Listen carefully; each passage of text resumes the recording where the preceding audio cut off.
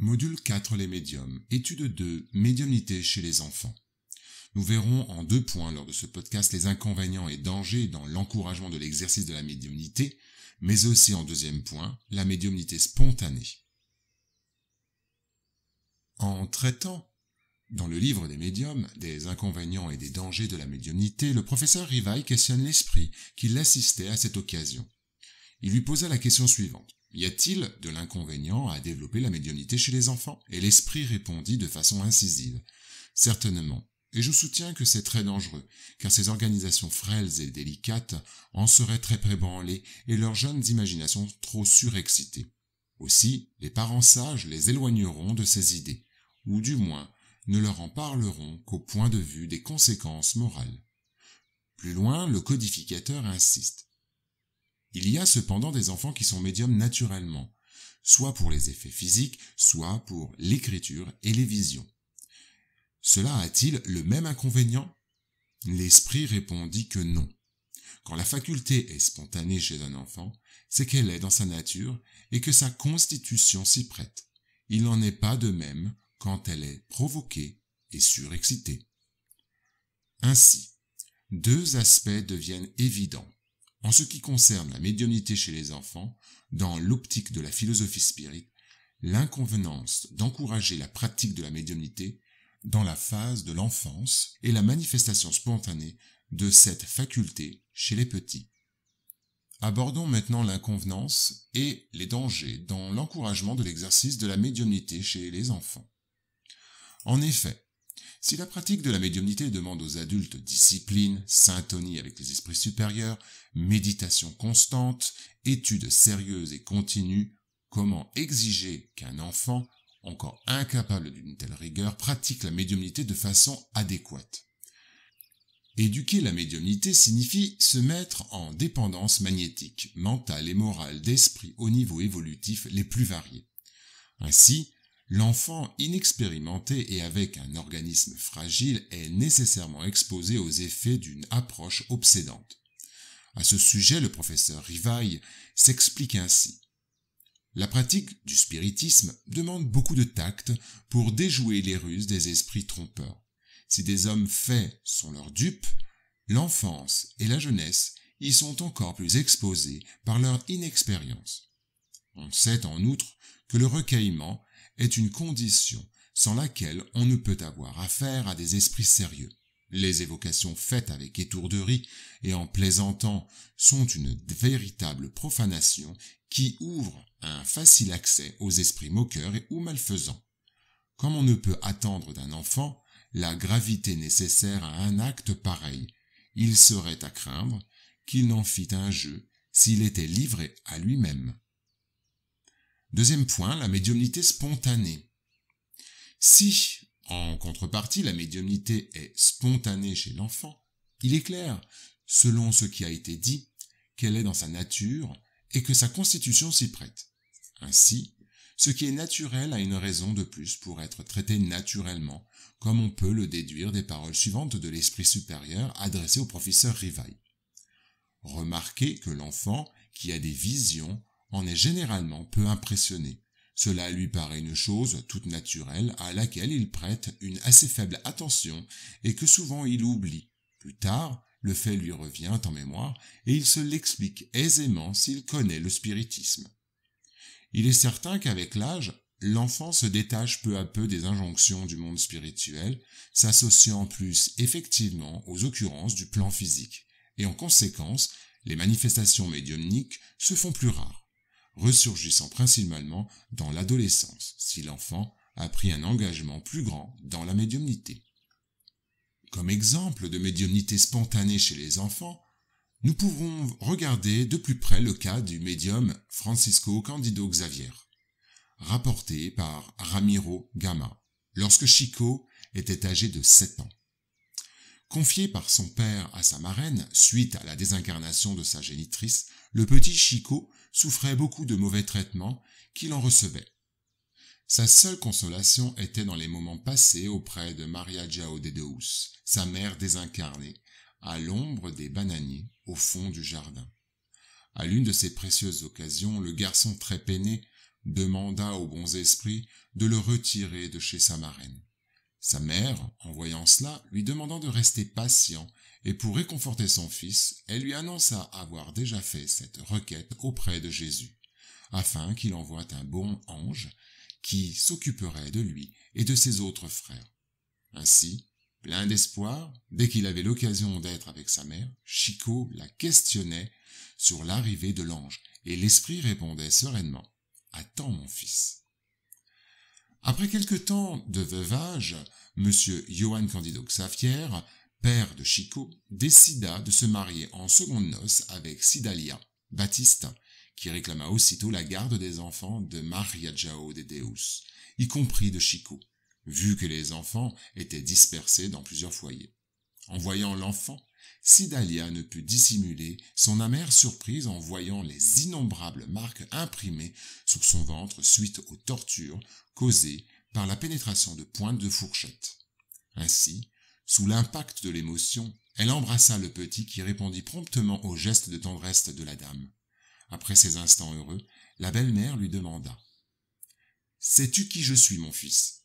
Le garçon répondit promptement « Oui, je sais, vous êtes l'ange, bon, dont ma mère m'avait parlé. » Dans cette réponse de Chico, il mentionne également que les bons anges peuvent être tout autant incarnés. Dans la préface de la prière aux anges gardiens et aux esprits protecteurs, le chapitre 28, prière spirit, de l'évangile selon le spiritisme, le professeur Rivail dit « Nous avons tous un bon esprit qui s'est attaché à nous dès notre enfance, dès notre naissance, et nous a pris sous sa protection. Il remplit auprès de nous la mission d'un père auprès de son enfant, celle de nous conduire dans la voie du bien et du progrès à travers les épreuves de la vie. L'enfant est ainsi protégé par l'influence bénéfique et contrôlé des esprits protecteurs. L'exemple du médium Francisco Candido Xavier en illustre parfaitement ce point. Concernant les esprits protecteurs, ils en reçoivent des intuitions qui les guident, et souvent des avis et des messages pour leur famille, transmis par la voyance, l'intuition ou d'autres facultés. On peut l'observer aussi dans le récit suivant du médium Yvonne Pereira. À l'âge de 4 ans, je me communiquais déjà avec les esprits désincarnés par la vision et l'audition. Je les voyais et je parlais avec eux. Je croyais qu'ils étaient des êtres humains, car je les apercevais avec une apparence et ils me semblaient tous très concrets, habillés comme n'importe quel homme ou femme. Selon ma compréhension à l'époque, ils étaient des membres de ma famille et peut-être, pour cette raison, je n'ai jamais été surprise de leur présence. L'un de ces personnages m'avait particulièrement affectionné. Je reconnaissais en lui un père et je le proclamais comme tel à tous les membres de ma famille avec naturel, le considérant vraiment comme mon père et l'aimant profondément. Plus tard, cet esprit est devenu mon assistant ostensible, m'aidant beaucoup dans la réussite de mes épreuves et devenant mon guide des travaux réalisés comme spirit et comme médium. Dans ces circonstances, nous voyons bien que l'enfant étant protégé et surveillé par son esprit protecteur ou ange gardien, selon la compréhension de la plupart des gens, est assisté par d'autres amis spirituels qui l'aiment.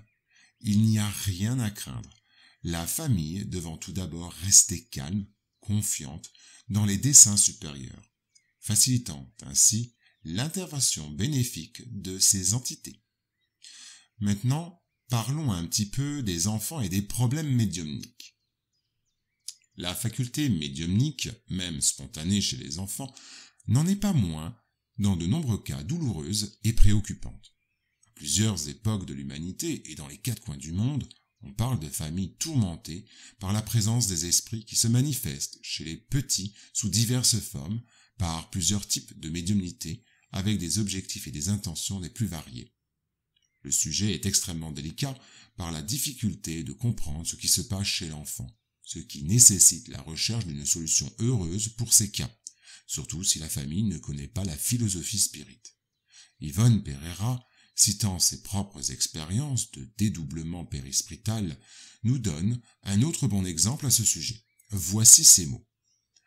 En vérité, déjà à cette époque, celle du dédoublement du corps astral, je n'étais qu'une enfant malheureuse, car je souffrais, depuis ma naissance, non seulement de la nostalgie de mon existence antérieure, dont je me rappelais, mais aussi de l'ambiance familiale que j'appréhendais singulièrement.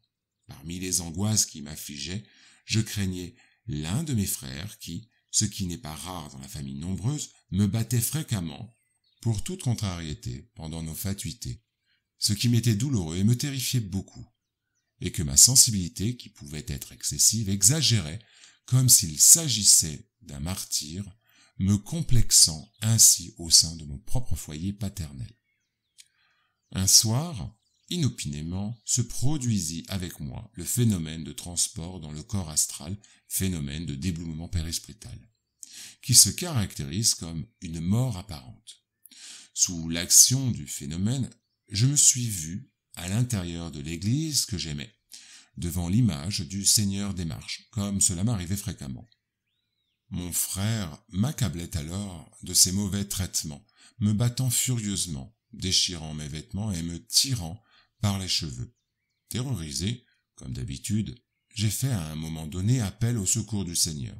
C'était alors comme si j'avais vu l'image se détacher du brancard, la croix sur le dos, descendre les marches, étendre ses mains libres vers moi et me dire avec bonté : « Viens avec moi, ma fille, ce sera ton seul recours pour supporter les souffrances qui t'attendent. » J'ai accepté la main tendue, je me suis appuyé, j'ai gravi les petites marches de l'autel, et je ne m'aperçus plus de rien, alors que je n'ai jamais oublié la vision qui représente pour moi aujourd'hui encore une grande consolation pour mon cœur. En effet, les grandes épreuves et les témoignages, les larmes ininterrompues, ne me permettant un seul jour de joie dans ce monde, se sont superposés au cours de mon existence présente. Mais je m'étais fortifié très tôt pour la lutte, car à cet âge de 8 ans, j'ai lu mon premier livre spirit, car je lisais déjà couramment à cette époque. Prochain et dernier point, les différents moyens d'assistance pour ces enfants médiums. Revenons un petit peu sur les paroles de l'Esprit supérieur au début du podcast sur l'encouragement à l'exercice de la médiumnité chez les enfants. Soulignons l'appel fait à la prudence des parents dans le sens de préserver les enfants de ces idées, de ne pas leur parler de ce sujet sauf du point de vue des conséquences morales. Ce sage conseil, qui contient un excellent moyen d'assistance à l'enfant, ayant des indices de médiumnité ou non, peut être complété par d'autres, également précieux, que la famille ne doit pas ignorer. Prière en faveur des esprits qui s'en approchent, passes prodiguées par les collaborateurs responsables, fréquentation des cours spirites sur l'évangile, d'où l'évangélisation spirite de l'enfance, afin qu'ils puissent peu à peu assimiler les notions doctrinales compatibles avec leur âge. Il faut également, pour l'équilibre de la famille et de l'enfant lui-même, pratiquer la prière ensemble au foyer, avec l'objectif de réunir la famille autour des enseignements évangéliques, à la lumière du spiritisme et sous l'assistance des bienfaiteurs spirituels. Reprenant l'Ecclésiaste, il y a un temps pour tout, un temps pour toute chose sous le ciel. Si les fruits doivent être bons et mûrs pour être cueillis et dégustés, il en va de même pour les parents sur terre, qui doivent suivre les règles de la nature en entendant l'époque opportune pour que les enfants exercent la médiumnité dans l'accomplissement des devoirs sacrés assumés dans le monde spirituel avant leur réincarnation.